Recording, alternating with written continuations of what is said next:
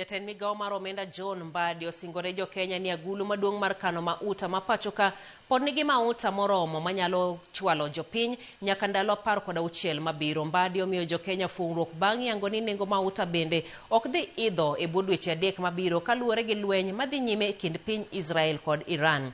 Kaka jafwambo marwa mar od bura Chris Owino leronwa, piny owacho dhi tiyo gi bilion 17 kaachiel gi duoko piny usuru mar VAT ma ijuogo mauta kaka yo mar miyo jo Kenya resruok. E nyim komiti mar od bura mochung'ne weche mag omenda, Mbadi omiyo jo Kenya mich mar Pasaka bang' yango ni dero mar kano mauta ma pacho kae pod nigi mauta moromo madhi tayo jo Kenya kuom jumbe 2 mabiro. According to reports from the Ministry of Energy and Petroleum, as at 30th March 2026, the country was sufficiently stocked as follows. Super, 138,623 metric tons, 16 days cover. Diesel, 207,841 metric tons, 19 days cover. Jet fuel, 150,308 metric tons, 49 days cover. And jet fuel, from those who may not know, also includes kerosene. Lendo makamano dhi tieko luoro mar johala pando mauta ka gin kod geno mar uso mauta e nengo mamalo. Kalore gi kwan mag piny owacho, agulu ma pacho kae pod ni kod metric tons 1,338, 623 mag super petrol madhi tayo jopiny kuom ndalo 16 mabiro, kaachiel gi metric tons 2,841 mag diesel madhi chwalo jopiny kuom ndalo 19 mabiro.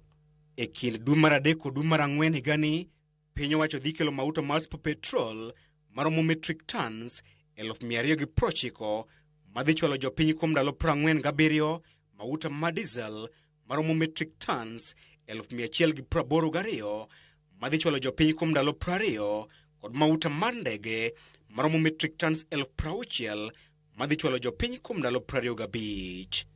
E kind dwe mar 5 kod dwe mar 7 higani, piny owacho dhi kelo mauta mar super petrol maromo metric tons 510, mauta mar diesel maromo metric tons 765, kod mauta mar ndege maromo metric tons 200,000.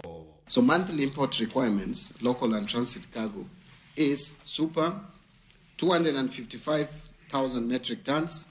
That is 3 cargoes of 85 metric tons.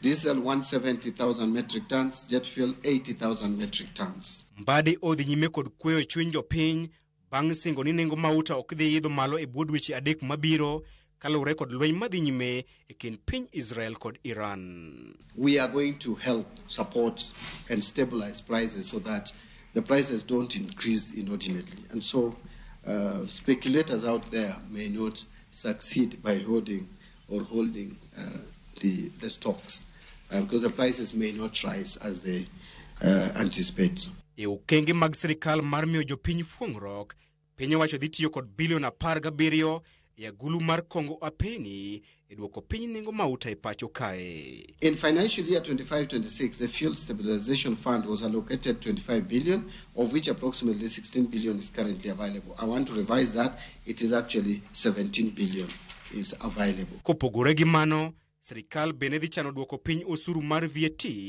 ma osebedo ka ijuogo mauta. Chris Owino, Ramogi TV, Nairobi.